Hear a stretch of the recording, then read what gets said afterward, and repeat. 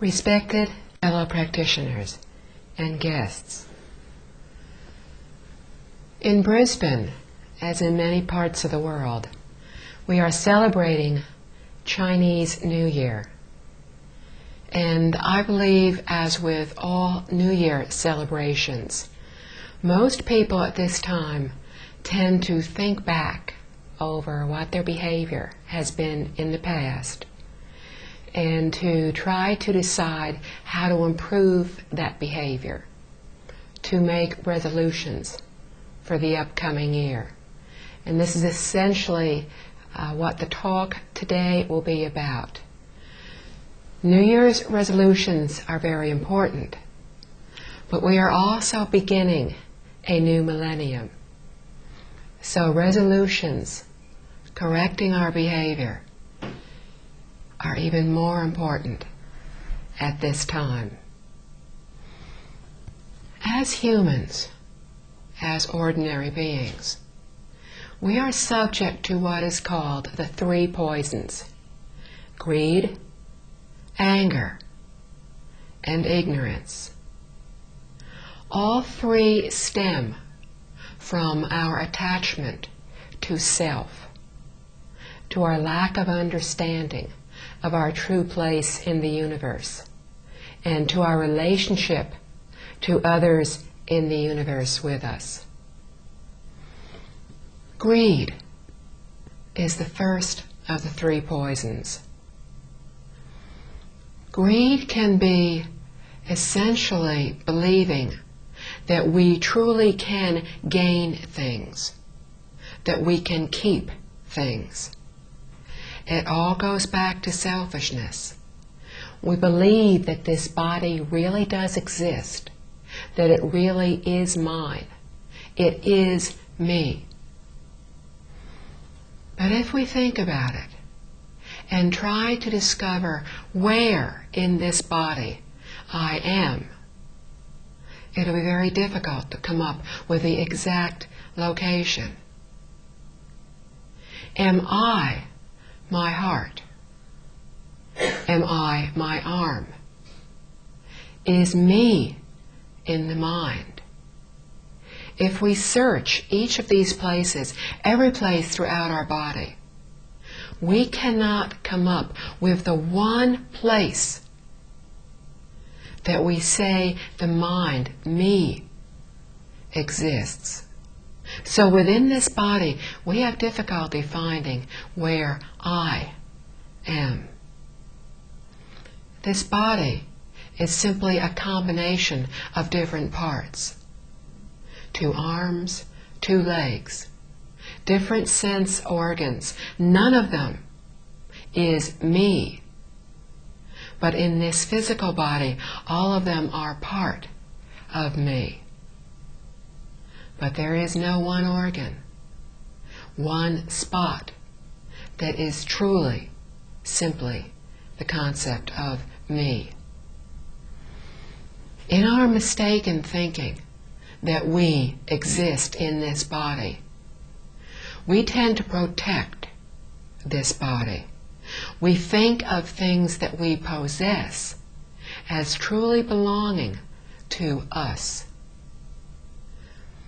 We think if somebody threatens our ideas, if they disagree with us, that that is a threat to us. So when somebody comes up with an idea that is different than ours, we protect our idea, believing it is me, it belongs to me. We protect our possessions. Wealthy people go to elaborate lengths to try to protect their homes, their possessions, not understanding they really only have these possessions for a very short time. We all keep hearing we can take nothing with us to the next lifetime, but still we constantly buy things. We constantly try to keep what we have. Think of one of your most valued possessions. Think of trying to give that possession to somebody else. What are your thoughts? If you're like most people, you will find it is very difficult to think of giving away something that we highly value. This is an attachment. We want things. We cannot let go of them. We think things make us happy. But every time we acquire a new thing, after we have it for a short length of time, we then want the newest model of whatever it is. A bigger one, a better one, a nicer one. This is our human nature. Even children who are given toys, that they were in the store, they saw the toy, they wanted it, they yelled, they cried. Finally their mother gave in and bought the toy for them. The child went home with the toy, sometimes in a matter of hours. They've lost interest. If you took them back to the store again, they would want another toy. We do the same thing. We just do it with more expensive toys. But the principle is the same. We are never satisfied. When we are trying to find satisfaction in possessions, we will never achieve satisfaction, because it is our nature to want more, to accumulate more, to impress others more. So we attach to things. If somebody takes something that is ours, we constantly think about it. I use the example of giving away something that we highly value. We know we are attached to something if when we think of giving it away, we are unable to. Or, upon giving it away, we constantly think about it. We go by the place where we used to keep it, and we wish we still had it. We wish we could still use it, still see it. We miss it. This is an attachment. And attachments are one of the major reasons we are still in the 6 realms of reincarnation. Because we attach to things, to people, to ideas. We have greed for all of these. In our greed to possess, we even wish to possess other people. We want others to respect us. We want others to love us. We want others to only think of us, to always come back to us, to always be with us. This is greed. This is another attachment. This is not realizing that we are all impermanent. We are all changing from second to second. None of us will remain the same. None of us can keep what we now have. As humans, we live a very short lifetime. It feels very long when we are unhappy. But when we are happy, it feels very short.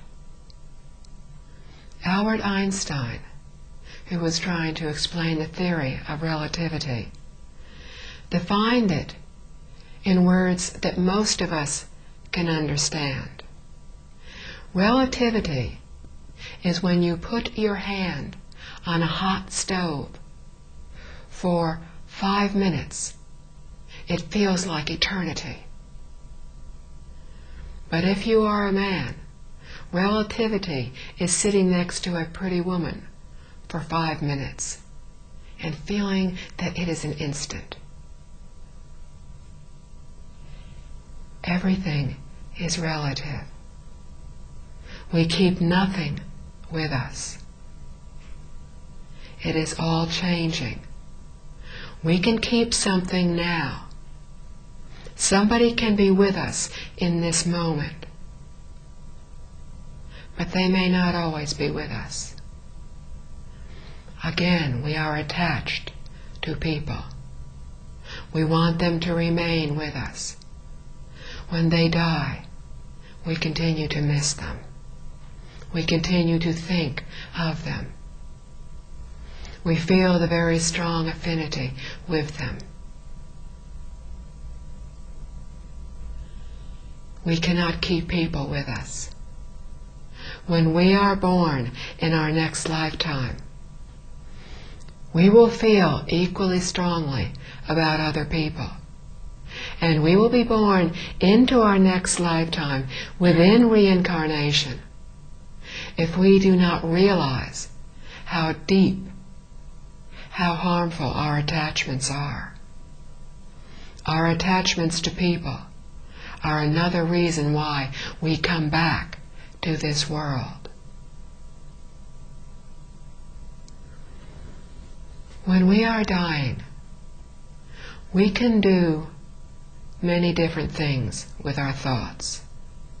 What most people do, what most people think of as they are dying, is what has happened in their lifetime and what will happen in the future. On the subject of greed, greed often comes up in our dying moments.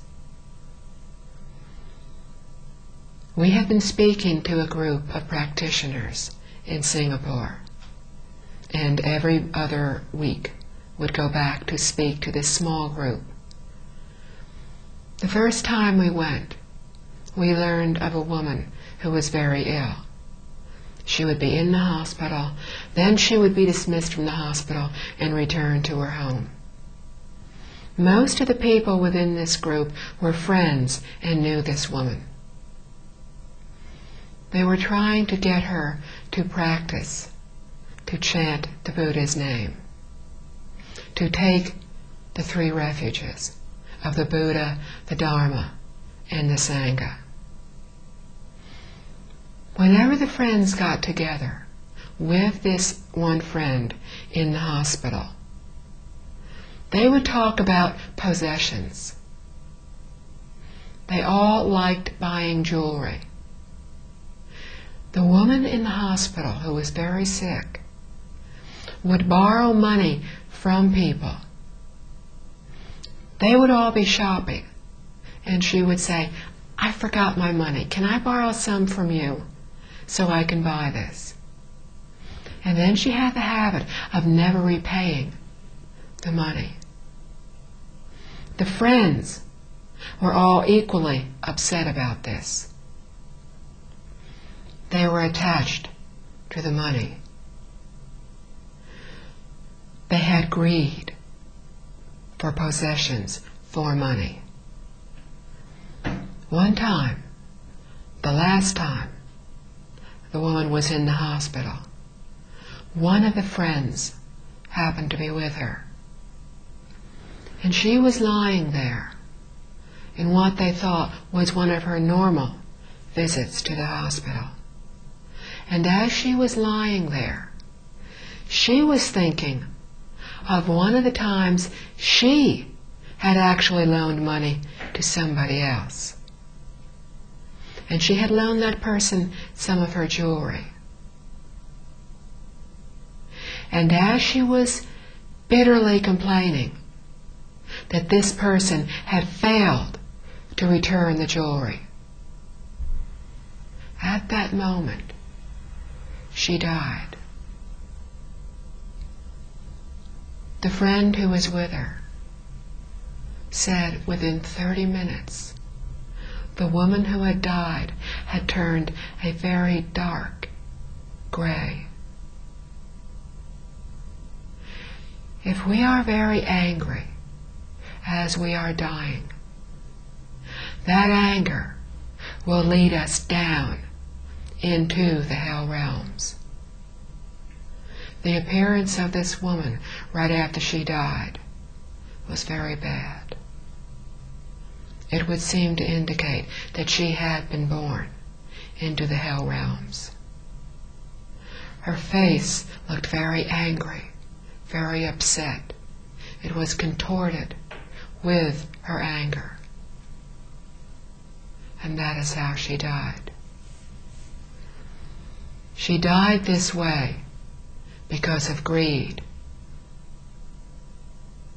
She was not thinking of the kindness of the friend who had come to visit her, of the kindness of all the friends who kept coming to visit her, who kept wanting her to chant the Buddha's name, wanted to help her, wanted her to take refuge in the Triple Jewels, wanted to help her find a better life. She wasn't thinking of any of that. She wasn't thinking of the nurses and doctors who were trying to help her. She was thinking of her jewelry. She was thinking of anger. And more than likely, she was born into the hell realms. But her greed also could have led her to the hungry ghost realm. The hungry ghost realm is a realm where beings have insatiable desires. They are constantly hungry, constantly thirsty. Their stomachs are immense, but their throats are so tiny. No food, no water, no liquid can pass through. They are unable to quench their desires. Beings there are led there because of their greed.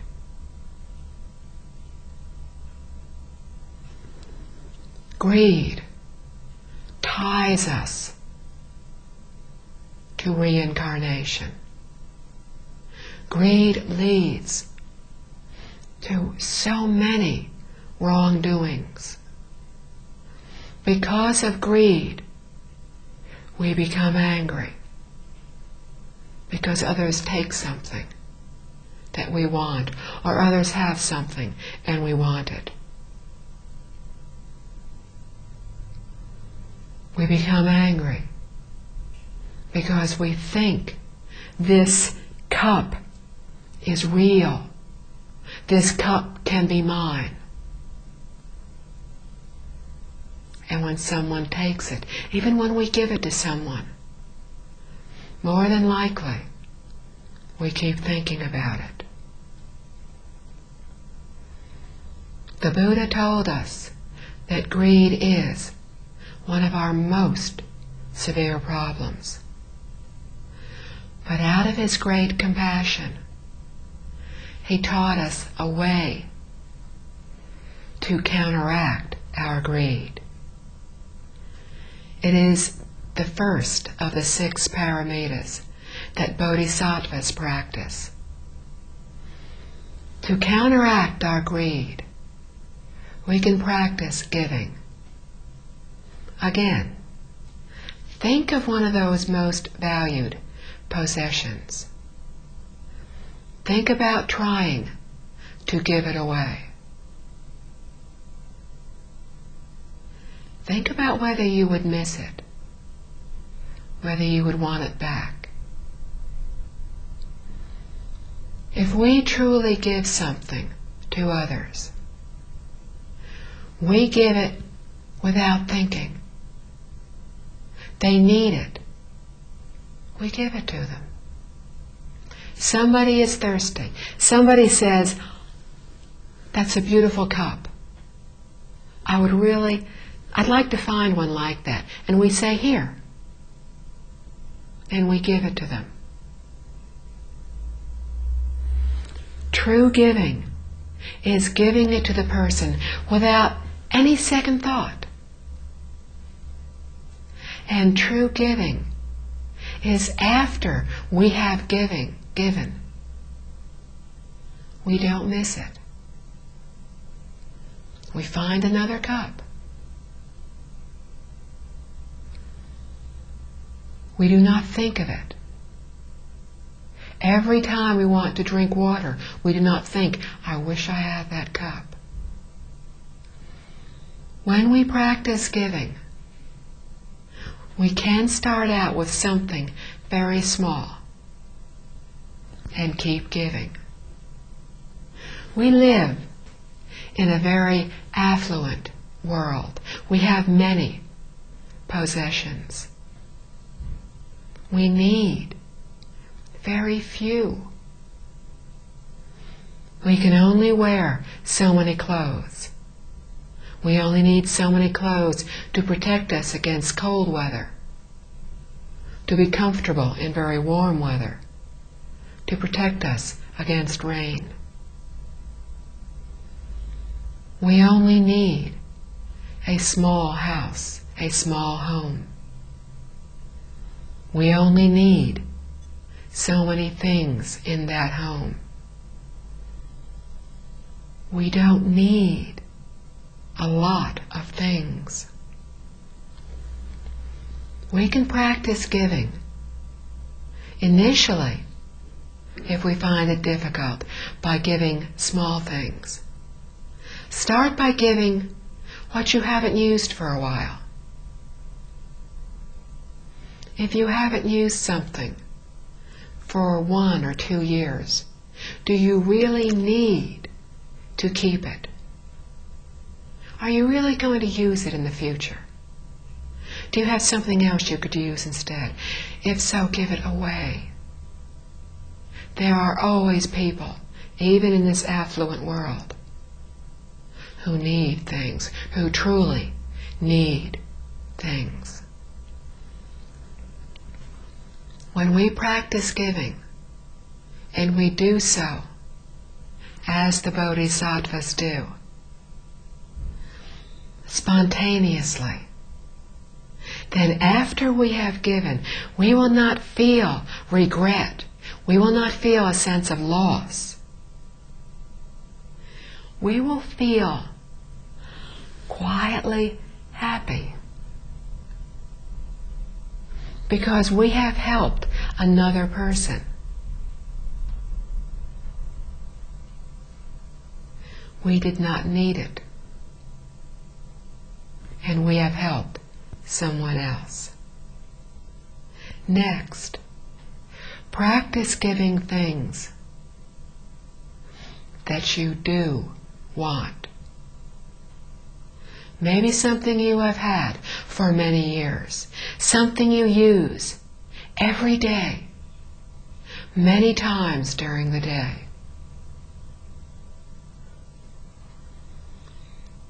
If we can give something like this without really thinking about it, because we feel the person needs it more than we do, and afterwards, if we happen to think about it, we still feel happy. We are glad that we gave it. And we will realize that even if they do not use it, in that moment we gave it to them.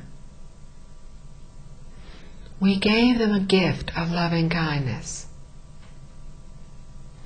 And even if they only needed it in that one brief moment, and if they only used it for the short time you were with them.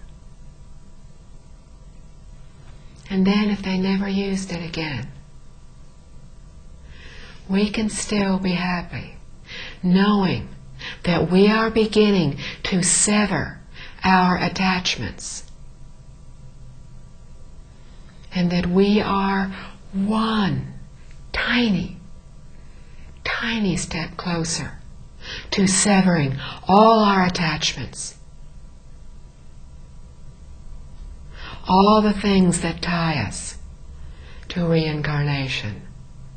And we are one tiny step closer to awakening, to thinking as bodhisattvas and Buddhas think.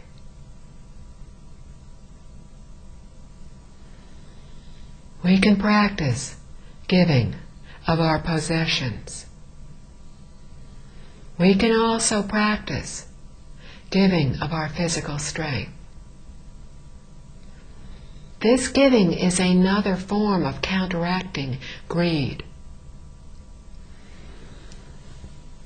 How many times has somebody asked us to help them do something? We felt tired. We felt like we'd really stay home and rest. We'd rather do that. We just didn't want to go out. It was late. We'd had a long day. We were tired. Could they find somebody else to help them? Even if we do help, we have that nagging thought, I really wish I'd stayed home. I'm tired. I wish I wasn't here. So we help them, but we do so grudgingly.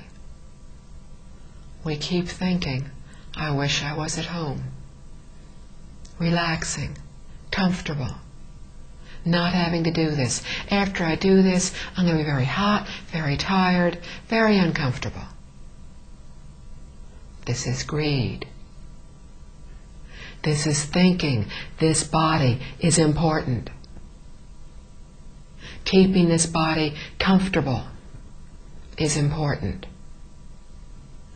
Keeping this body comfortable, keeping happy, just might be more important than helping somebody else. This is greed. To counteract this kind of greed, again, we can practice giving. We can give freely of ourselves.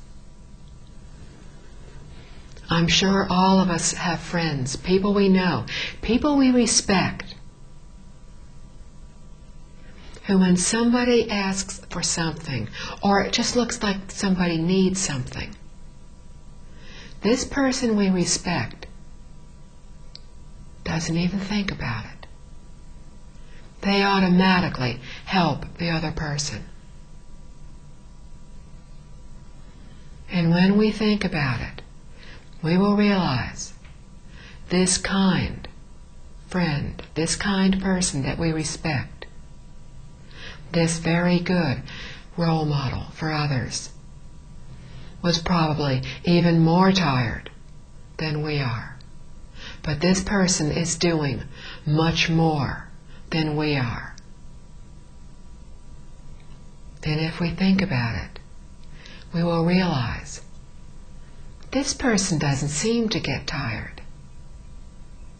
This person doesn't look like they're uncomfortable. They don't look like they were wishing that they were home with their feet up in a comfortable chair, relaxing. They look happy doing what they're doing, happy helping others. This is truly helping others.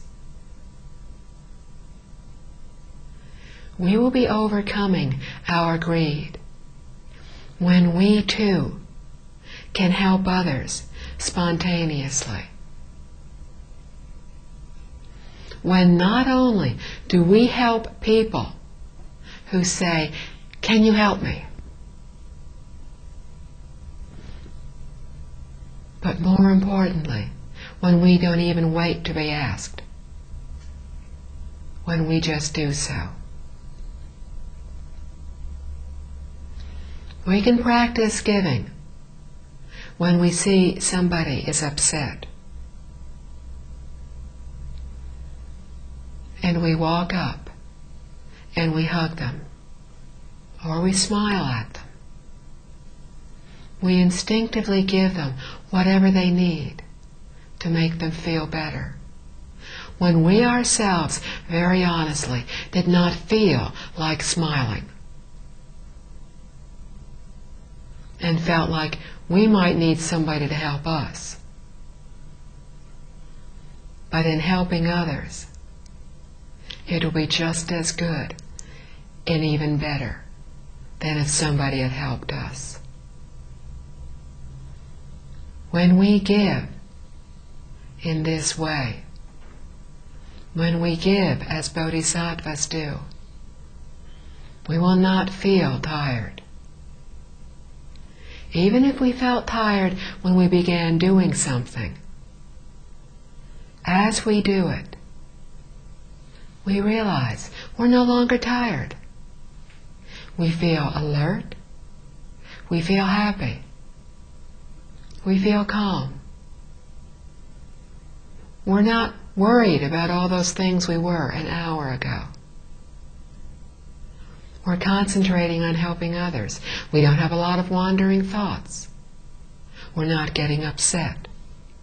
We're not having all the negative feelings that seem to be constantly bombarding us. We have all the good feelings. This is from truly giving to others. We can also give by teaching. Many people do not have possessions to give. Many people already live very simply. Many people have barely enough for themselves and their families to eat, have barely adequate shelter to live in, may not have adequate clothing, may have nothing physical that they can give in the way of possessions. But maybe they have wisdom. Maybe in a future, in a former lifetime, they practiced the giving of teaching, and they have wisdom in this lifetime. Again, they can practice the giving of teaching. All of us have something that we are better at than some others are.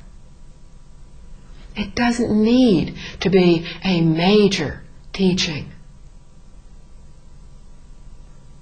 It can be something very minor. But it is something that we know they do not, and they wish to know. We can teach them how to do what we know and they wish to know, so they will acquire the wisdom, the skill. And then in the future, we will again have the wisdom to help others. Even if we do not have possessions, we can still smile at others. We can still be kind. We can still be respectful to others. We can still be kind to all beings around us. We can help all beings to feel safe around us. A form of giving is the giving of fearlessness. The other day at lunch, I was talking to a practitioner, and she was talking about having some snakes in her home. Most of us, if we found snakes in the garden, would not be very happy, especially if we found a rather large python that was so large we were worried about the safety of our cat. Many of us, out of instinct, would have killed the snake. This practitioner and her husband, who technically is not a Buddhist practitioner, but is a Buddhist at heart,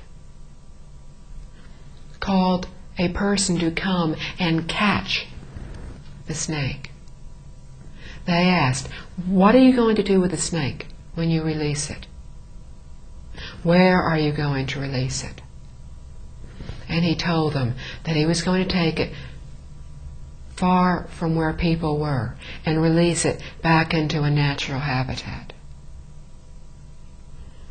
After he captured the snake, he carefully checked it, examined it to make sure that it hadn't been harmed, that it was still as healthy as it was as when he had gotten there. He then took it and released it into a safe environment. This is the giving of fearlessness. This is helping other beings feel safe around us.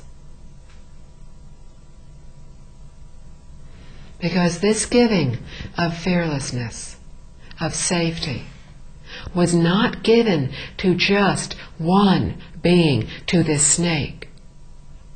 That was the obvious receiver. Every thought we have is instantly felt throughout the universe. Because we learn in the Flower Adornment Sutra that we are all one entity. As we are all one entity, we are all interrelated, interconnected. We just don't really realize it at this point.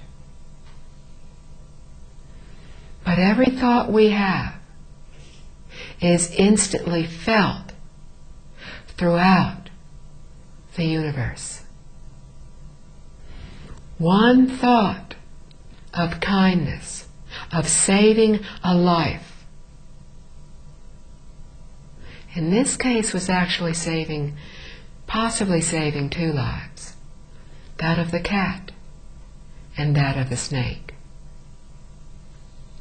The thought was, save lives. Do not even harm or cause fear to another being.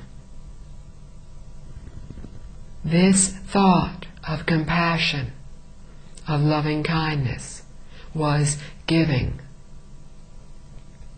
And that thought of giving was felt by beings in other dimensions who were in that same garden,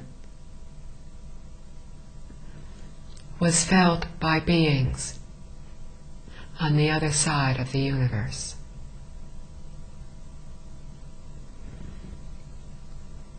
Many of us in this instant, out of greed, out of thinking, my cat is mine, this garden is mine, would have attacked the snake.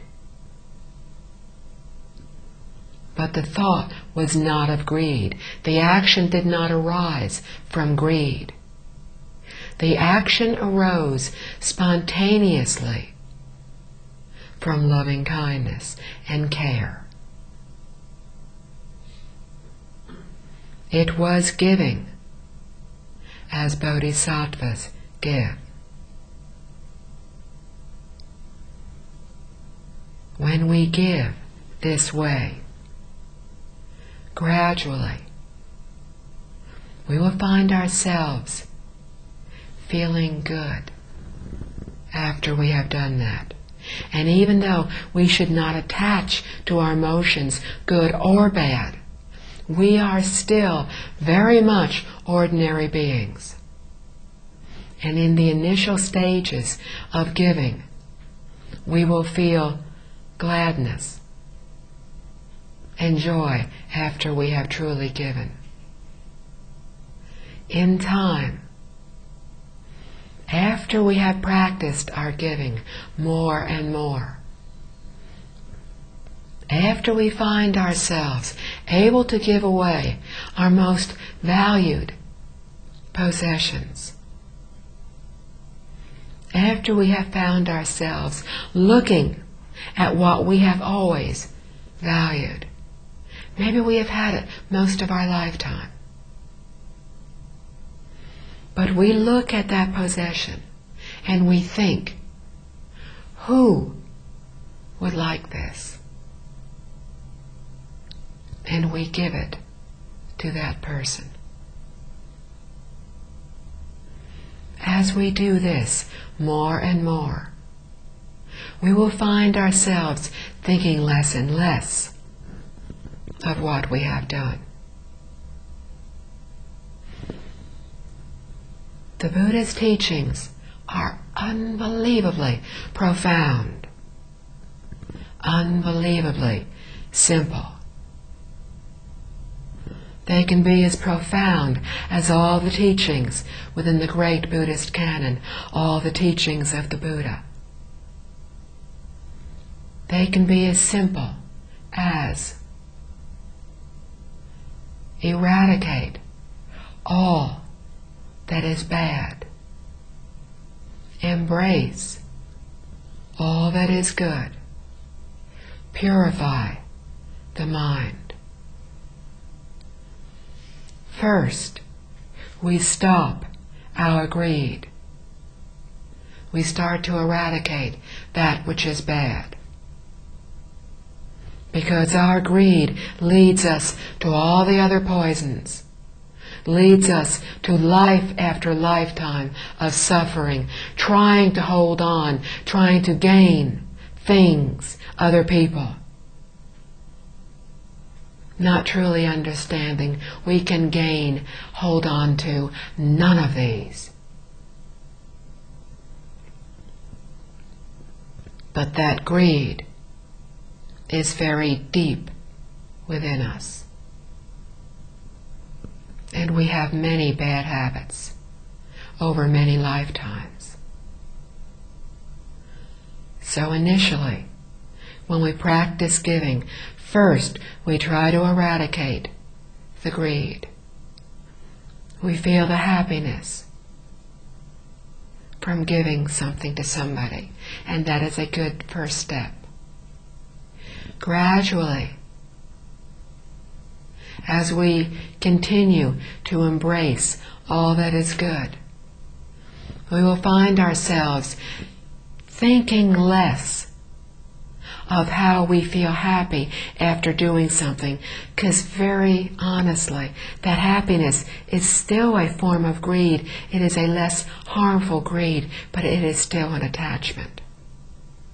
But it's the normal process that we go through. But gradually, we will find ourselves giving spontaneously, and then no longer even thinking about it. We no longer think we feel happy. We find instead that we maintain a very quiet, level state of happiness. We find that when things go our way, we no longer give rise to the heart of greed. We do not think, things have gone my way. I really would like this to continue. Tomorrow, I'd like to be as good as today. Somebody has given me something. I'd like to have more. This is greed.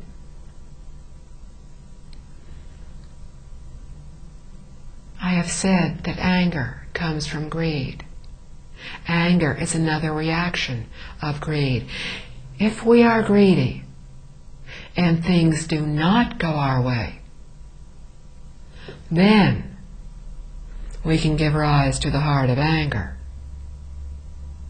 We did not get what we wanted. We. Again, we is in the thought. We did not gain what we wanted. Because of this greed, we get angry. Why did you not do what I wanted? Why are you not accepting my idea? I know my idea is right. If it's my idea, it has to be right. If you have a different idea, logically, your idea has to be wrong. Greed. This is thinking you and I are different. This is not realizing that we are one being.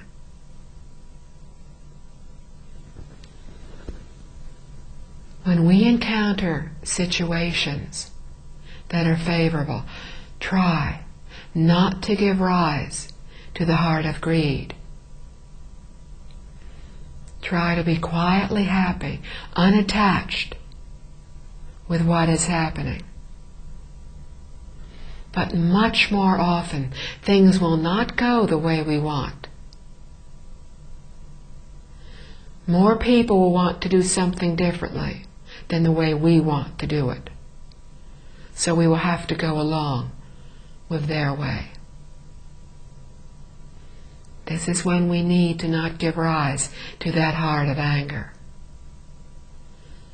To not be attached to our way of doing things. If what they are doing is proper, is good, go along with it. There is no point in getting angry.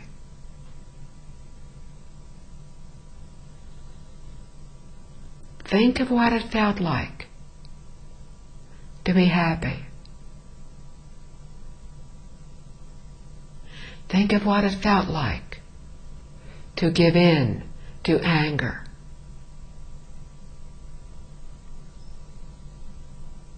Which felt better? We all know the first one felt better. But as has been so often said, we have unbelievable bad habits. Very difficult to break them. But the Buddha's taught us giving to do so. We practice giving in every moment that we can. As soon as the opportunity arises, and the opportunity arises all the time, we can simply practice the giving of smiling. Even if there is no one around, we can smile. Initially, when we try to do this, we will feel somewhat embarrassed when somebody walks into the room and we're sitting there smiling to ourselves.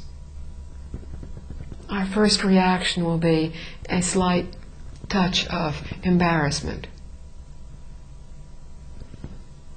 That embarrassment will very quickly go away, because it is very difficult. We have to be very upset, very angry, to look at somebody who is smiling and not feel better and start to smile ourselves. So we can just smile and be very quietly happy. Others will feel that. When we are around people who are immersed in greed, we can feel it. We do not feel comfortable with these people. they seem to radiate hostile feelings, negative feelings. We can feel that. The whole room feels comfortable.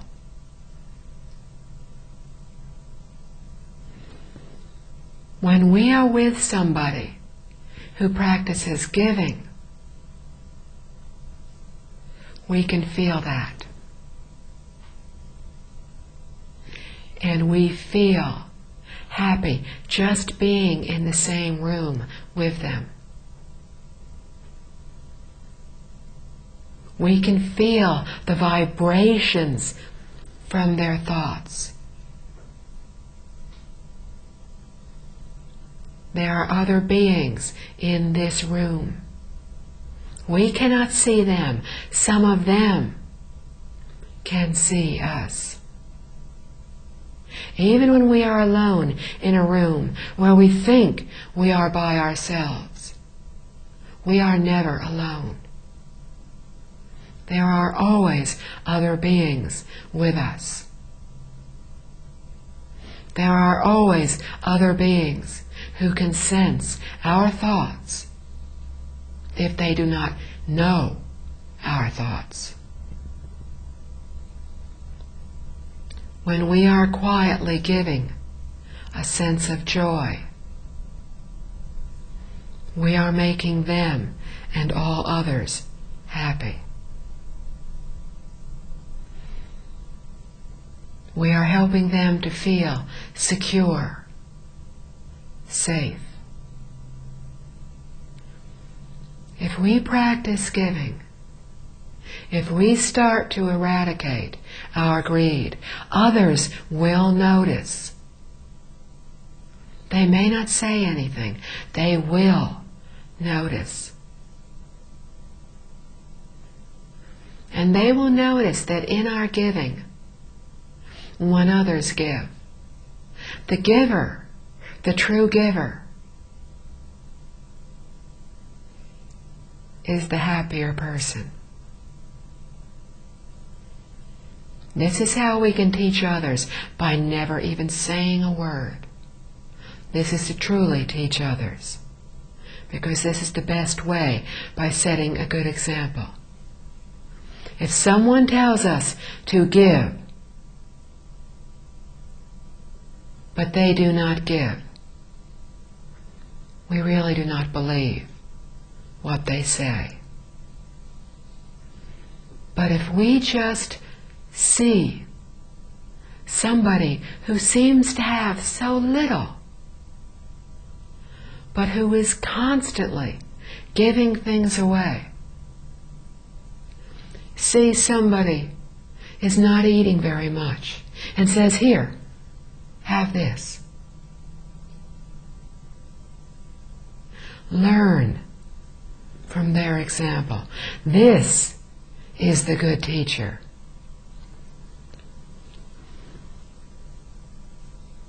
Greed is very ugly. It leads to many, many negative emotions. It leads us to being born in the lower realms. It keeps us mired in the suffering of reincarnation. We protect ourselves, our possessions, our ideas, our knowledge, because we think our wisdom, our knowledge, our ideas, our possessions are real. But our ideas, possessions, body is not real. Giving is real. Giving is the practice of a bodhisattva. Bodhisattvas practice giving to eradicate all their greed. They give everything. They give their lives. And they feel no attachment to having done so.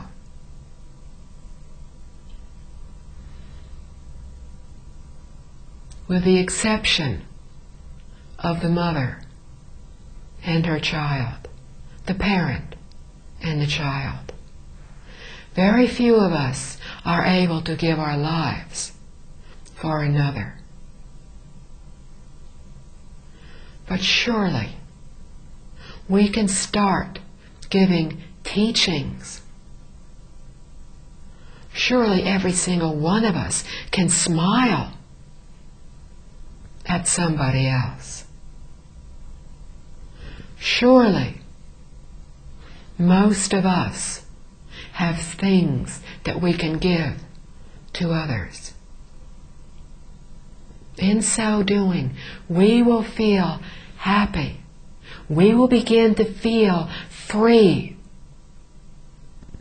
We will begin to feel lighter. Because our attachments will start to drop away from us. And as we give, we will start to reduce our negative karma. Because our greed has led us to accumulate negative karma. So now we can begin to let go. In so doing, we will attain freedom. And we will no longer be attached. And if we do so, and if we vow to be born into the Pure Land and we chant, or if we wish to be born into heaven and we practice being a good person, then, if we do so properly, we can attain what we seek. And in our seeking, we will be on the path to awakening, to enlightenment. And we will be helping all other beings attain this as well. Thank you.